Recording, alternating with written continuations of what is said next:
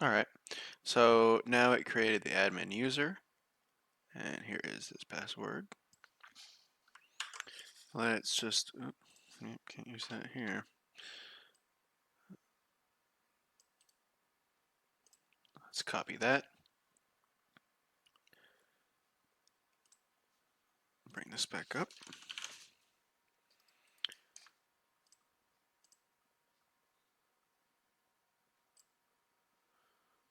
All right, so now we are here in OpenVAS. Let's give us a task.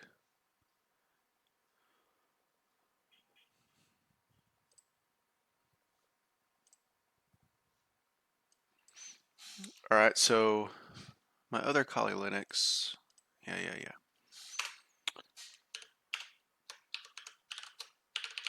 We're going to scan this one. There's not going to be a lot of services running because Kali Linux just usually doesn't have a lot of stuff going on, but we're going to use this IP address right here.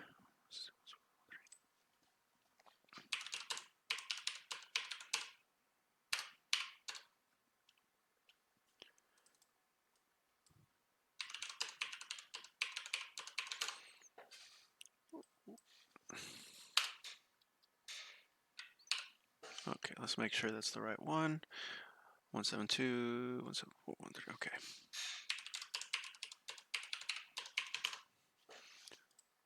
All right. It's going to take a little bit of time to actually do the scan. You can see down here the status. It says requested.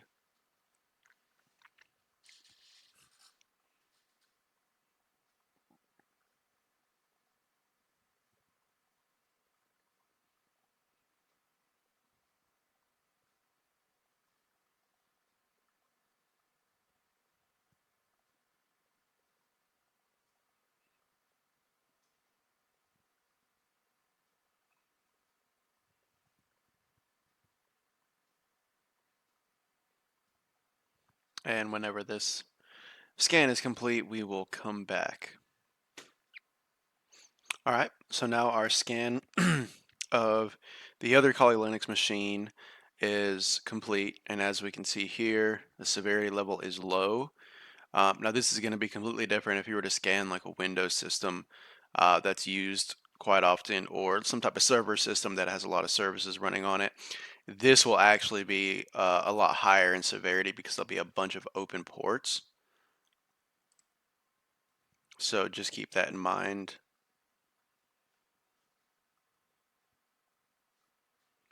Okay, so now we want to come to a report. Click on that little number.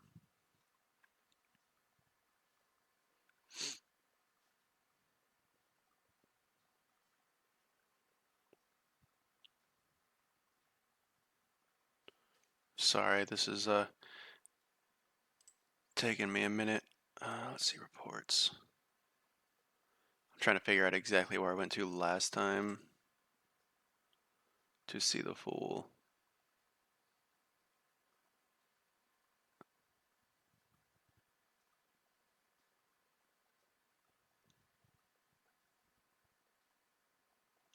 Okay, I think it's results that we want to view.